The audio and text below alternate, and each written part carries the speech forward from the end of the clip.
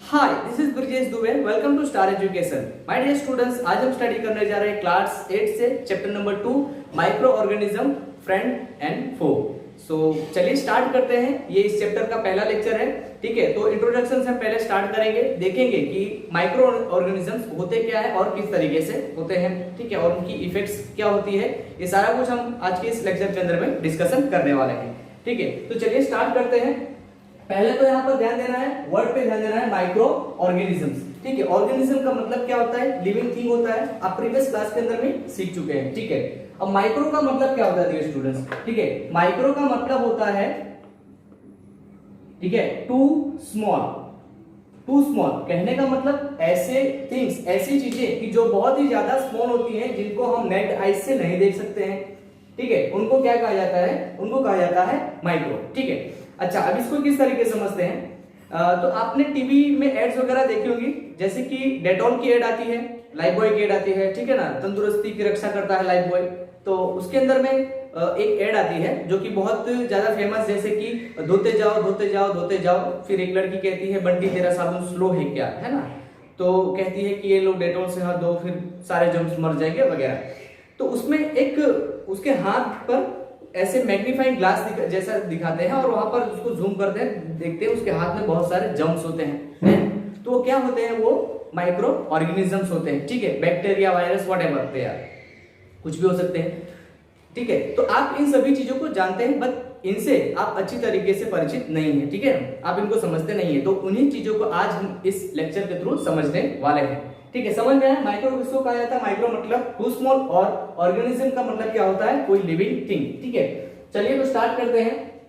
ये क्या होते हैं? पहली जो लाइन है उसको देखते हैं। Living organism which are not visible to see naked eye are known as a micro organism. ठीक है, इसको कैसे समझेंगे बच्चे लोग? तो ऐसी लिविंग थिंग्स, ठीक है, कि जो हमको नेक्ड आई से हमारे नहीं दिखती है। नेक्ड आई का मतलब क्या हो गया कि नंगी आंखें, ऐसे हम डायरेक्टली उस चीजों को नहीं देख सकते। ठीक है ना, तो उनको क्या कहा जाता है? उनको माइक्रो ऑर्गेनिजम्स कहा जाता है। जैसे कि हम अपना हाथ ऐसे करें, ठीक है, तो हमारे हाथों में भी लाखों बैक्टीरियाज हैं। ठीक है, बट उनको हम नहीं देख सकते अपनी हमारे नेक्ड आई से। ठीक है, डोर की बात करते हैं, ठीक है, डोर बेल की बात करते हैं, तो उन सभी चीजों को हम ऐसे ही टच कर लेते हैं। ठीक है, बट वहां पर बहुत सारे बैक्टीरिया होते हैं। ठीक है, तो उसी तरीके से इसको हम समझ सकते हैं कि भाई ऐसी लिविंग थिंग जिनको हम नेक्ड आई से नहीं देख सकते हैं, उनको क्या कहा जाएगा? तो उनको कहा जाएगा माइक्रो ऑर्गेनिज्म। समझ में आया बात? तो जब उनको नेक्ड आई से नहीं देख सकते तो हमको पता कैसे चला? भाई उनको किसी न किसी तरीके से देखा जाएगा ना। चलिए देखते हैं किस तरीके से उनको देखा जाता है। These organisms are micro organisms और माइक्रोब्स।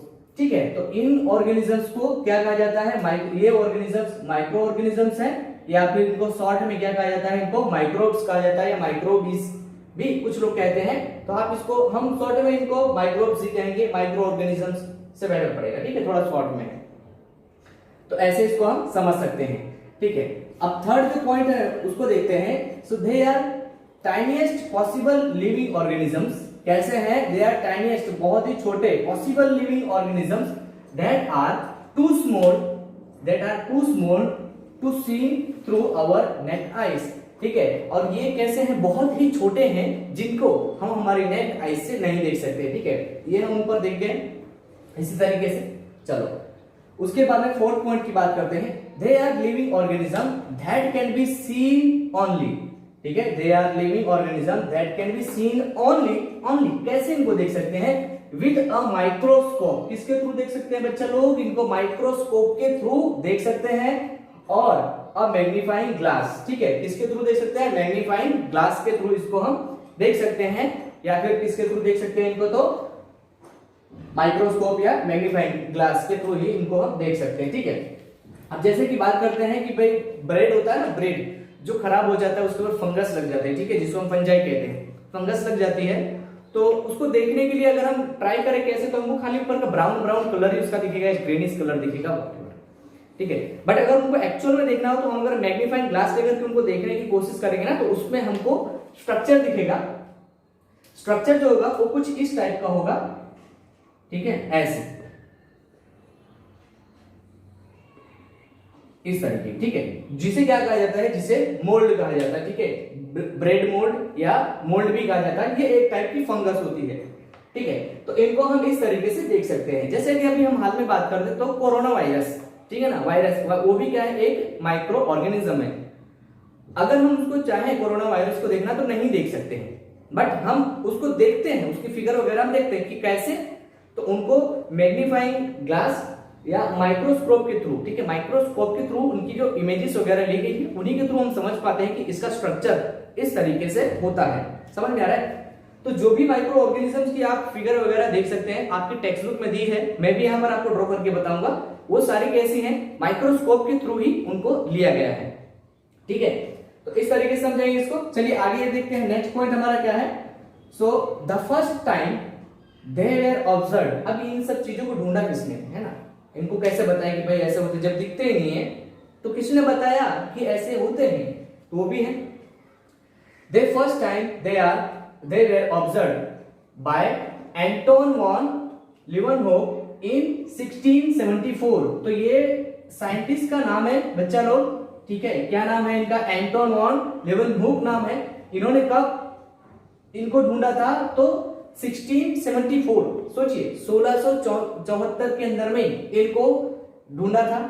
इन्होंने पता लगाया था कि ऐसे लिविंग थिंग्स भी होते हैं। उससे पहले किसी को पता ही नहीं था कि भाई किसी को बीमारी हो गई है, ठीक है, तो किसी को सर्दी हो गई है तो ये वायरस के थ्रू है, वायरल इन्फेक्शन बोलते हैं ना, वायरल इन्फेक्शन, तो भाई वायरस के थ्रू है। ये सब चीजें किसी को पहले पता ही नहीं थी, तो इन्होंने ढूंढा, उसके बाद में डिस्कवरी स्टार्ट हुई, फिर पता लगा गया भाई कि हाँ ये सब बीमारियां इस तरीके से होती हैं, या इस बीमारी के पीछे ये वाला माइक्रो ऑर्गेनिज्म जो है वो रिस्पॉन्सिबल है।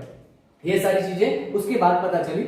Using microscope of his own, उन्होंने एक माइक्रोस्कोप बनाया था, खुद से बनाया था, क्योंकि अभी तो मार्केट में मिलता है ना रेडीमेड, हम ला सकते हैं, ठीक है, हाँ भले थोड़ा कॉस्टली हो सकता है हमारे और आपके लिए, बट क्या होता है कि उन्होंने उस टाइम खुद से बनाया था, भाई साइंटिस्ट है, ठीक है, जानकार थे, तो उन्होंने खुद से ही बनाया और ऑब्जर्वेशन किया। नेक्स्ट पॉइंट देखते हैं, चलिए क्या है, microbe is present everywhere in air, soil, water, foodstuffs, sewage waste as well as inside any living bodies. ठीक है, तो माइक्रोबीज जो है या माइक्रो ऑर्गेनिजम्स हर एक जगह पर देखने को मिलते हैं बच्चा लोग, हर एक जगह। आपके आसपास आपने फोन लिया है, पकड़ रखा है, आपके फोन पर भी बहुत सारे बैक्टीरियाज मौजूद हैं, आपके हाथों में बहुत सारे बैक्टीरियाज मौजूद है। इसीलिए कहा जाता है खाने से पहले अच्छे से हाथ धोना चाहिए, है ना, नहीं तो सारे बैक्टीरियाज हमारे बॉडी के अंदर में चले जाएंगे, फिर बीमार होंगे हम, ठीक है ना। चलिए भाई कहां पर देखने को मिलते हैं, एयर में होते हैं सर, बिल्कुल होते हैं, सॉइल में होते हैं सर, बिल्कुल होते हैं, वाटर के अंदर में भी होते हैं सर, ठीक है, फूड स्टफ्स के अंदर में तो वहां पर भी होते हैं, ठीक है।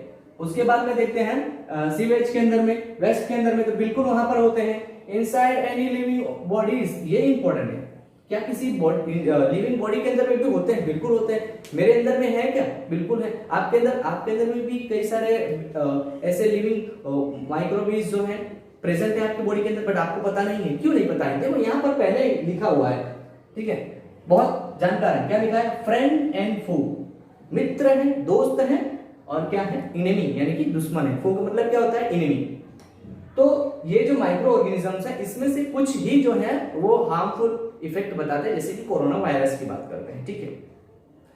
तो ये कुछ ही होते हैं इसके अंदर तो जो हार्मफुल इफेक्ट करते हैं, बाकी कई सारे जो होते हैं वो हमारे लिए यूजफुल होते हैं, ठीक है। जैसे कि इस वाले में अगर मोल्ड की बात करता हूं, ये वाली जो फंगस होती है, तो ये क्या करती है, ब्रेड को खराब करती है। अगर ब्रेड ऐसे रख दो ना, थोड़ा उसमें पानी वानी डाल के रख दो, 2 दिन में देखोगे तो ये फंगस उस पर निकल आएगी, फिर मैग्नीफाइंग ग्लास लेकर के ना उसको ऑब्जर्व कर सकते हो आप लोग, ठीक है। तो इस तरीके से, और अगर हम बात करते हैं लिविंग बॉडीज के अंदर में, तो लिविंग बॉडीज के अंदर में भी होते हैं, ठीक है। और जैसे कि हम बात करते हैं ईस्ट की बात करते हैं, ईस्ट क्या करता है, तो ईस्ट जो है फर्मेंटेशन के लिए बहुत ही यूजफुल होता है, तो फर्मेंटेशन करते हैं तभी तो हम इडली डोसा ये सब चीजें खा पाते हैं, सही बात है। चलिए आगे बढ़ते हैं, ओके। नेक्स्ट पॉइंट देखते हैं, the maximum number of microbes are found in natural substrate which are rich in organic food. तो जो सबसे ज्यादा लिविंग थिंग या फिर मैक्सिमम ये जो माइक्रोबीज पाए जाते हैं, किसके अंदर में पाए जाते हैं, तो नेचुरल सबस्ट्रेट, जिसके अंदर में क्या होता है, तो जिसके अंदर में ऑर्गेनिक फूड ज्यादा होता है, यानी कि जहां ऑर्गेनिक फूड मिलेगा, ऑर्गेनिक का मतलब क्या होता है, नेचुरल, ठीक है, and have a suitable temperature and moisture for their growth and multiplication. तो भाई जहां पर उनको सुटेबल टेम्परेचर मिलेगा, ठीक है, दूसरा क्या मिलेगा, उनको मॉइस्चर मिलेगा और ग्रोथ मिलेगा। जैसे मैंने आपको अभी ब्रेड का एग्जांपल लेकर के बताया कि क्या होता है कि अगर ब्रेड को आप पानी में थोड़ा सा भिगो करके पानी डाल करके, ठीक है, उसको रख दोगे 2 दिन में ही मोल्ड आपको उस पर देखने को मिल जाएंगे।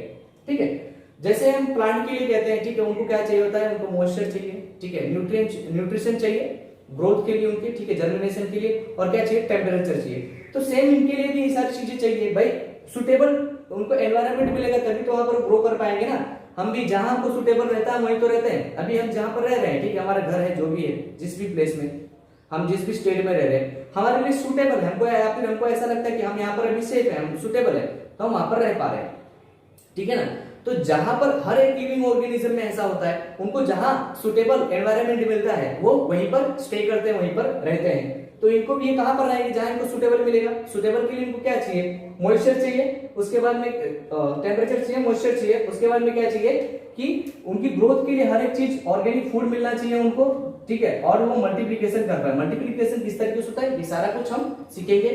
और इसके अबाउट में आप ये देखो, ये पूरा चैप्टर आपके लिए बहुत ही इंपॉर्टेंट, क्योंकि आप जब क्लास 10th में जाओगे, आप क्लास 9th में जाओगे, तो इसके आगे की स्टडी आपको करने को आएगी, तो बहुत ही ज्यादा जरूरी है। अगर यहां से समझ लोगे तो वहां आपके लिए एकदम इजी हो जाएगा। ठीक है, चलिए, जैसे मैंने बताया कि ये हर जगह रहते हैं, ठीक है ना। तो इसको अगर चेक करना हो, ट्राई करना हो, तो कहीं से जाकर के थोड़ी सी मिट्टी लेकर के आइए, गंदी जगह से कहीं से भी, पानी में डाल दीजिए, उसको अच्छे से उसको हिलाइए, फिर रख दीजिए। ठीक है, जब वो सारी जो मिट्टी है नीचे बैठ जाएगी, उसके अंदर वाटर लीजिएगा एक ड्रॉप, उसको चेक करके स्लाइड बना करके, अगर आप माइक्रोस्कोप के अंदर में उसको ऑब्जर्व करेंगे तो आपको जो उसके अंदर माइक्रोबीज है वो देखने को मिलेंगे।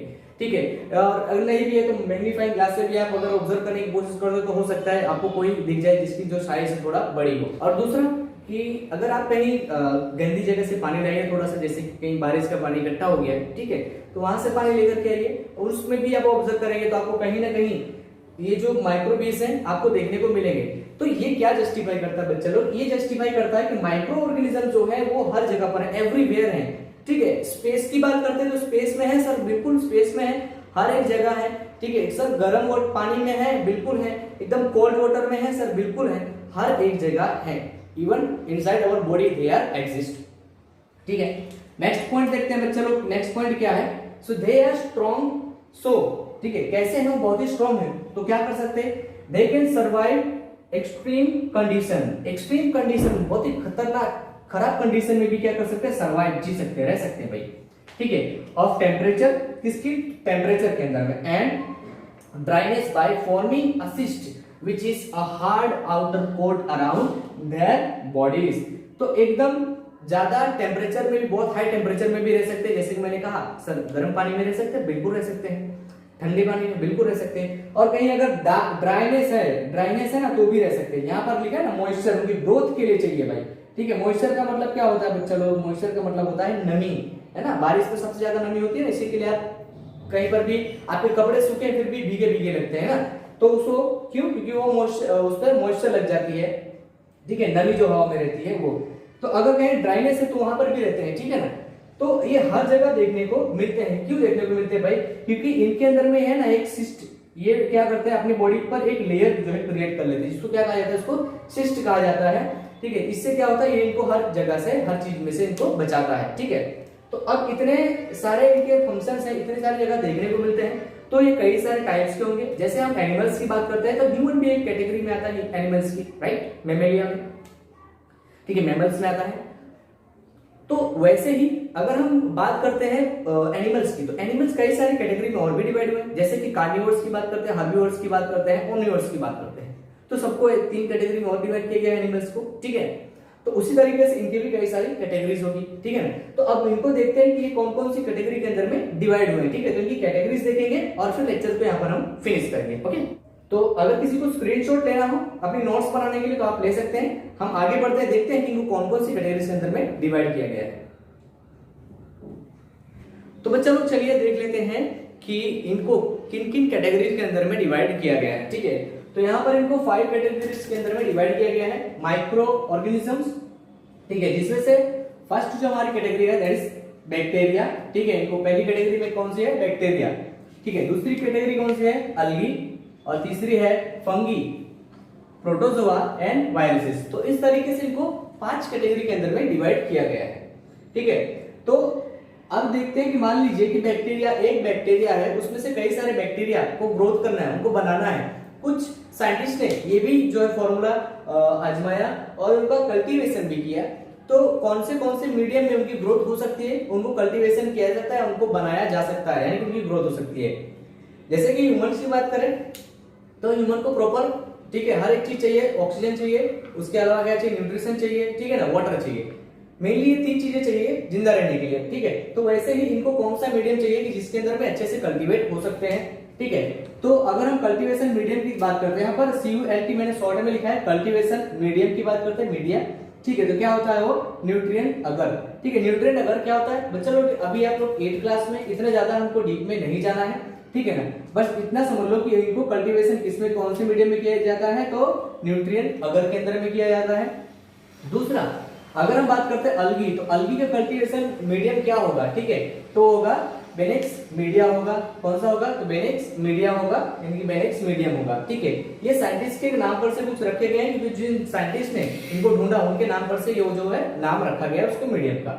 उसके बाद करते हैं फंगी की बात करते हैं, तो फंगी का जो कल्टीवेशन मीडिया है क्या है, पोटैटो डेक्स्ट्रोज अगर। अब पोटैटो डेक्स्ट्रो ये किसी साइंटिस्ट का नाम नहीं है, यहाँ पर जिस मीडियम की वजह से ही उसको रखा गया है। हर जगह जरूरी नहीं है कि वहां पर साइंटिस्ट के नाम से ही उस प्रोसेस को नाम दिया जाए। ठीक है, तो यहाँ पर पोटैटो का जो डेक्स्ट्रोज अगर बनाया जाता है, एक मीडियम बनाया जाता है जिसके अंदर फंगस का कल्टीवेशन किया जाता है, तो इसके लिए इसका नाम पोटैटो डेक्स्ट्रो अगर रखा गया है। ठीक है, वैसे ही हम प्रोटोजोआ की बात करते हैं। प्रोटोजोआ, उनका कल्टीवेशन मीडियम क्या है, उनको किन चीजों में बनाया जा सकता है या उनकी ग्रोथ की जा सकती है, तो न्यूट्रिएंट ग्रोथ मीडिया। ठीक है, कौन सा है, न्यूट्रिएंट ग्रोथ मीडिया है।